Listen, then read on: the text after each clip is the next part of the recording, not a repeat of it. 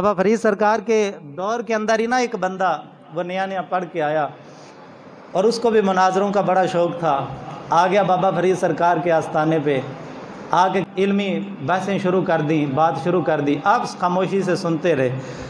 वो जब काफ़ी देर बातें कर कर के खामोश हो गया तो आपने फरमाया, मौलाना साहब मेरा एक सवाल है, उसका भी जवाब दे दें।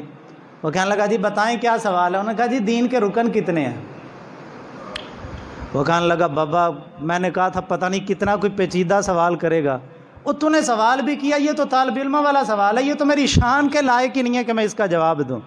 ये तो बच्चों को भी आता है कि दीन के कितने रुकन हैं। तो वो कहने लगा, आपने फरमाया नहीं नहीं यार हमारा यही सवाल काफ़ी है, तो इसका जवाब तो दे।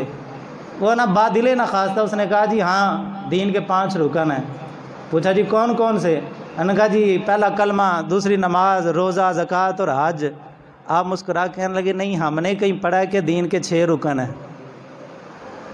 वो कहने लगा इसीलिए मैं दरवेशों को ना ज़ंदीक कहता हूँ, ये लोग जो है ना ये खराफात गढ़ते हैं। कौन सा 6वां रुकन आ गया है। आप फरमाने लगे यार मैंने पढ़ा है कि दीन का 6वां रुकन रोटी है। यार हमारा तो नज़रिया यही है, इख्तलाफ रखना अलग बात है, तुझे मेरे नज़रिए से इख्तलाफ है तो इख्तलाफ रख, लेकिन मेरा नज़रिया यही है कि 6वां रुकन रोटी है। और कहने लगा नहीं नहीं, और फिर उठा और कहने लगा फला तक़ुद बाद ज़िक्रा मअल क़ौमि ज़ालिमीन, ज़ालिमों के साथ ना बैठो नसीहत के बाद, अब मैंने आपके पास नहीं बैठना। बड़े गुस्से से उठ के चला गया और कुछ अरसे के बाद हज पे चला गया। 7 साल मक्का शरीफ में रहा, 7 हज उसने किए और वहाँ पे रह के इल्म दीन पढ़ता भी रहा, पढ़ाता भी रहा। और 7 साल के बाद फिर वापस पलटा। रास्ते में जिस जहाज़ के अंदर वो सफ़र कर रहा था वो तबाह हो गया। अकेले मौलवी साहब एक तख्ते पे बच गए और वो तख्ता तैरता तैरता एक जजीरे में चला गया। अब जजीरे के अंदर जब वो तख्ता पहुंचा तो 1 दिन गुजरा, 2 दिन गुजरे, 3 दिन गुजरे, मौलवी साहब मरने पे आ गए और मौत का इंतज़ार करने लगे। दूर दूर तक किसी आदमजाद का नामो निशान भी नहीं था। अचानक आवाज़ आई कि भी रोटियां ले लो, खाना ले लो।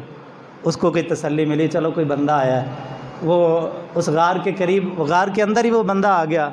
उसने कहा कि भाई ये रोटी ख़रीद लो, खाना ख़रीद लो अगर ज़रूरत है। उसने कहा जी है तो भूखा हूँ, 3 दिन से भूखा हूँ, लेकिन मेरे पास पैसे नहीं हैं।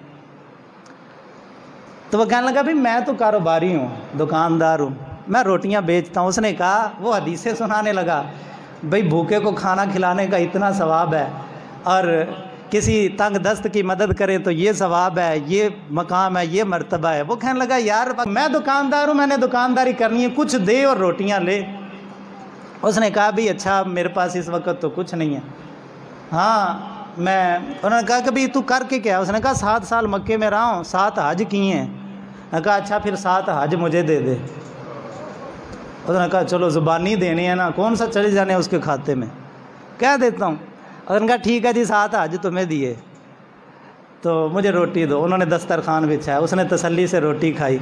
रोटी जब खा के पेट भर गया, उस दरवेश ने, उस बेचने वाले ने दस्तरखान समेटा और उठ के निकल गया। ये पीछे भागा, लेकिन अभी ये पीछे गया ही था कि दरवेश गायब हो गया, वो रोटियां बेचने वाला। अब 1 दिन फिर गुजरा, दूसरा दिन, तीसरा, 3 दिन गुजर गए लगातार। 3 दिन बाद वो फिर रोटियां बेचने वाला आ गया। उसने कहा कि भाई अब फिर वही बहस हुई, वो हदीसें सुनाता रहा। उसने कहा मुझे ना सुना, मेरे साथ सौदा कर। उसने कहा कि भाई फिर ठीक है, अब सारी ज़िंदगी की नमाज़ें ले ले। उसने कहा सौदा हो गया भाई, आज की रोटी के बदले सारी ज़िंदगी की नमाज़ें दे दी। फिर 3 दिन के बाद वो आया, फिर ज़कात और हज जो रोज़े थे वो भी सारे दिए। और चौथी दफ़ा जब वो रोटियां बेचने वाला आया, उसने कहा अब तो रोज़े भी चले गए, अब तो नमाज़ें भी चली गई, ज़कात भी गई और सब कुछ चला गया। उसने कहा अब मेरे पास देने के लिए कुछ नहीं है, मेहरबानी कर, भूखा हूँ 3 दिन से। उसने कहा अच्छा पहले 3-4 दफ़ा तो तुझे इसके बदले में दिया, अब तू मुझे लिख के दे, तहरीर करके दे कि मैंने 3 या 4 दिन के खाने के बदले अपनी नमाज़ें भी दी, हज भी दिए, रोज़े भी दिए और सब कुछ दे दिया। उसने कहा ठीक है लिख देता, मरता क्या ना करता। क्यों जब उसने सोचा ना कि अब तो सब कुछ गया है, अब इसने आना भी नहीं है, वो उसके पीछे भागा और इसको ठोकर लगी। तो जब उठा तो वो एक दरिया के किनारे था। दरिया के किनारे था तो दूर से उसको जहाज़ गुज़रता हुआ, बहरी जहाज़ नज़र आया। उसने इशारा अपना इमामा शरीफ उतारा, लहराया, जहाज़ वालों की नज़र पड़ी, वो आए। उन्होंने आके, और इत्तेफाक से वो भी हिंदुस्तान की तरफ ही आ रहा था। اور انہوں نے جب دیکھا وہ پہچان گیا ایک بندہ کہ یہ تو ہمارے علاقے کے فلانے مولوی صاحب ہیں، انہوں نے خاطر مدارت بھی کی، اس کی سیوا بھی کی۔ اب وہ پھر واپس آ گیا، مہینہ 2 مہینے 3 4 مہینے سال گزر گیا، اور پھر مولوی صاحب کے وہی حالات اور وہی کیفیت۔ اور پھر ایک دن نہ گزرتا پاک پتن شہر کے قریب سے گزر رہا تھا، اس نے کہا چلو جاتا جاتا اس فرید الدین کو ہی ملتا جاؤں۔ آیا اور پھر بڑے روب و دبدبے سے کہنا، سلام کلام ہوئی، گفتگو ہوئی، آپ نے بٹھایا، کھانا وغیرہ کھلایا۔ انہوں نے کہا مولوی صاحب اب تو ہم سے ناراض نہیں ہے نا؟ وہ کہنے لگے بھی میں ناراض کب تھا؟ انہوں نے کہا وہ 7 8 سال پہلے آپ آئے تھے اور اس بات پہ ہمارا جھگڑا ہوا تھا اور آپ ناراض ہو کے چلے گئے تھے۔ انہوں نے کہا اچھا یہ بات ہے، مجھے تو بھول گئی تھی، اگر یہ بات ہے تو پھر میں اب بھی ناراض ہوں۔ میں اب بھی یہی کہتا ہوں کہ جی دین کے رکن 5 ہیں، 6واں رکن نہیں ہے۔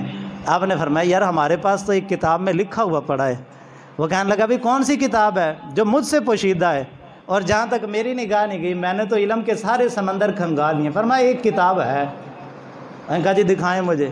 آپ نے اپنے مریدوں کو فرمایا ذرا باہر نکل جاؤ نا سارے۔ سب مرید باہر چلے گئے اور حضرت بابا فرید الدین گنجی شکر رحمۃ اللہ علیہ نے اپنے تکیے کے نیچے سے ایک کاپی نکالی، رجسٹر نکالا۔ فرمایا مولوی صاحب اس میں پڑھیں نا ذرا۔ اس نے ایک صفحہ کھولا، دوسرا کھولا، تیسرا کھولا۔ انہوں نے کہا کہ یار تم درویش لوگ بھی نا یہ خالی کاپی مجھے پکڑا دی، اس پہ تو کوئی عرب بھی نہیں۔ فرمایا آگے دیکھیں ذرا۔ وہ صفحے کھنگالتا ایک صفحے پہ نظر پڑی، دڑام سے بے ہوش ہو کے نیچے گرا۔ وہی تحریر تھی جہاں اس نے روزے بھی لکھے تھے، زکاتیں بھی دی تھیں، حج بھی دیے تھے، اور سب کچھ لکھ کے 4 دن کی روٹی کے بدلے دے دیا تھا۔ جب ہوش آیا تو فرمایا یار ہم تجھے شرمندہ نہیں کرنا چاہتے، اسی لیے تو مریدوں کو باہر نکال دیا، بس تجھے سمجھانا تھا کہ علم کے بعد کسی فقیر کی نگاہ کی ضرورت ہوتی ہے، وگرنہ انسان کے گمراہ ہونے کا خطرہ